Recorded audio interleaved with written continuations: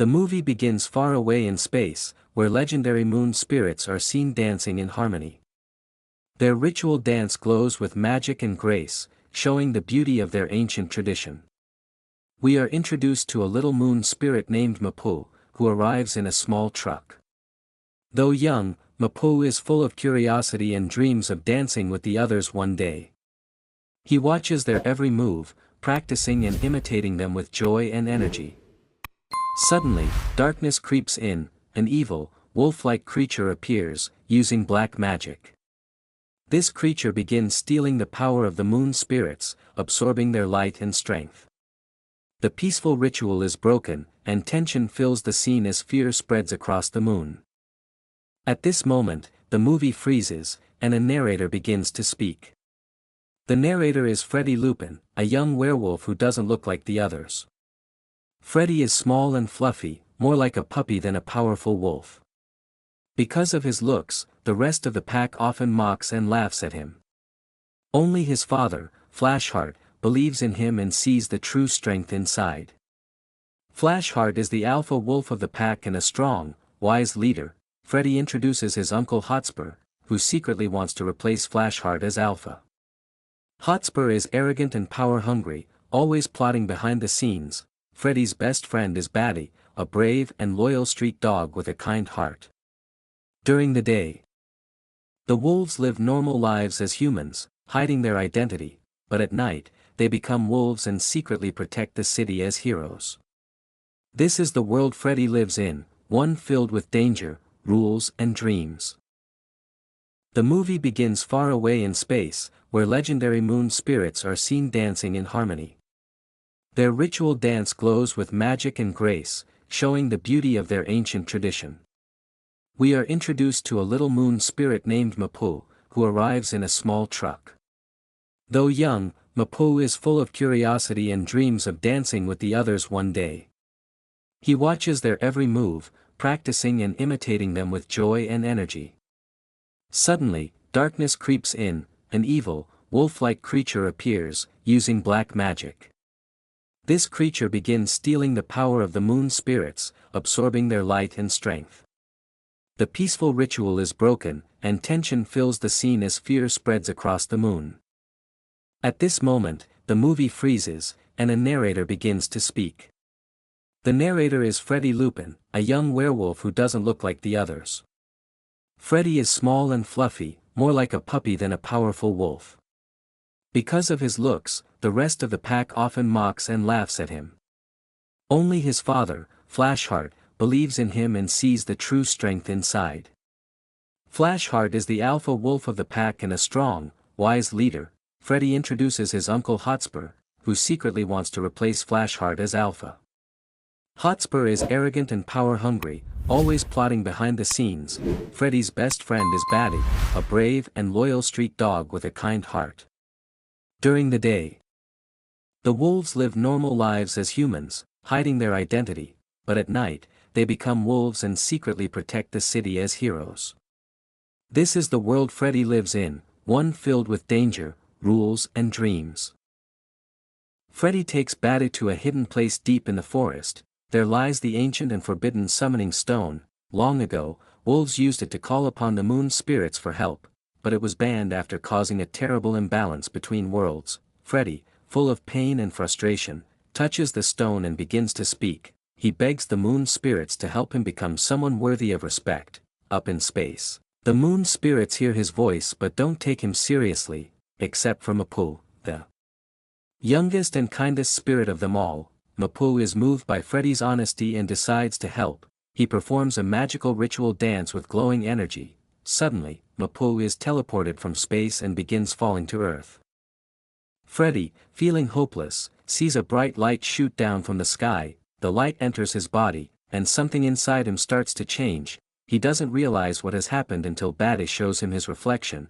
Freddie sees a powerful wolf looking back at him in the water. He is shocked and excited. His dream has come true. Now, the pack will finally see him as a true wolf warrior. Back in the forest, Mapu lands safely but seems confused and lost. He doesn't know how to return to the moon realm, and now, Freddie has a transformation. Freddy returns home to proudly show the pack his transformation, but something strange happens.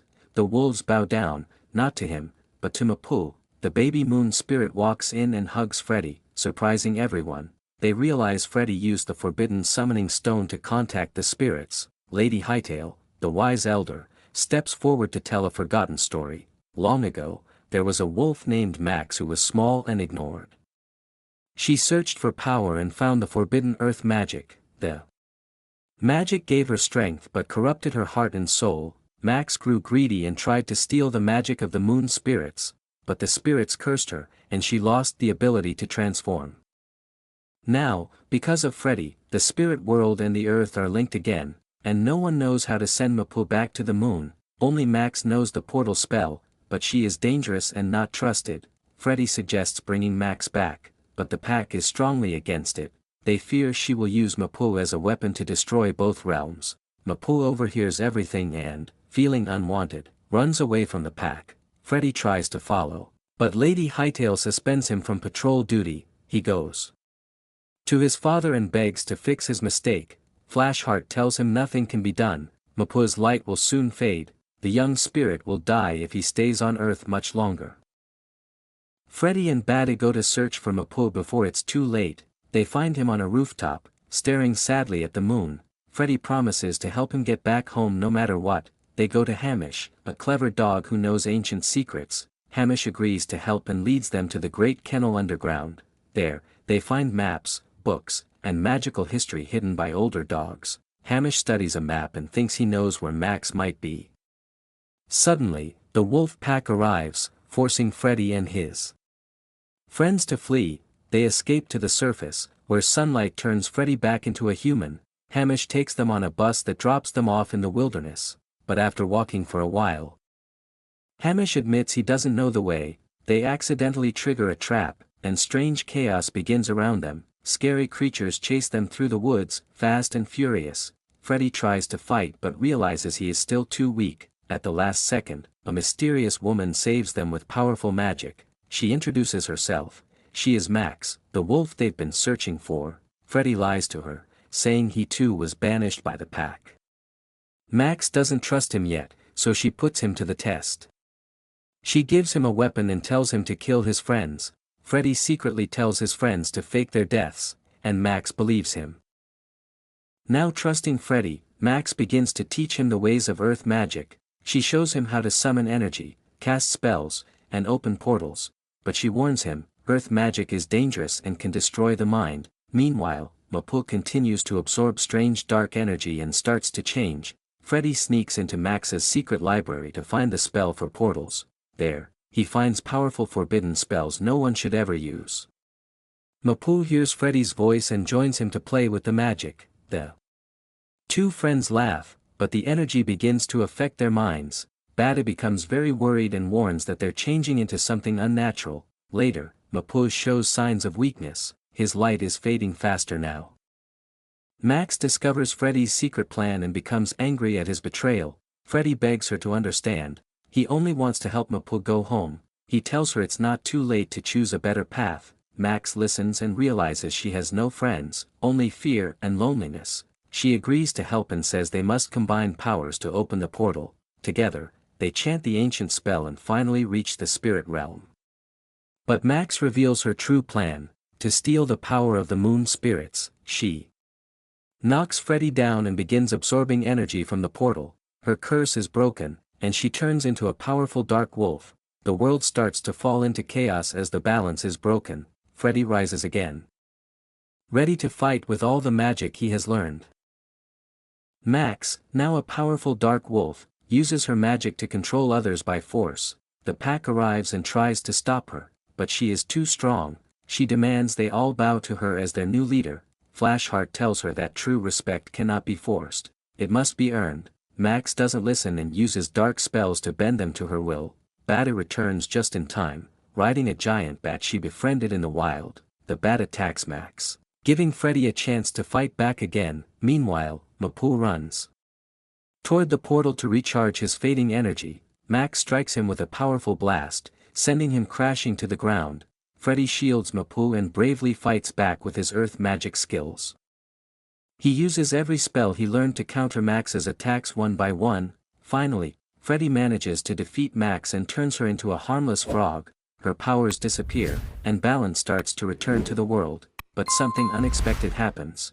Mapul has absorbed too much energy. He begins to transform into a giant, glowing, evil version of himself. His body crackles with dangerous energy, and he loses control of his mind. Freddy realizes he has to stop Mapul before it's too late. Instead of fighting, he and the others start singing to calm him down.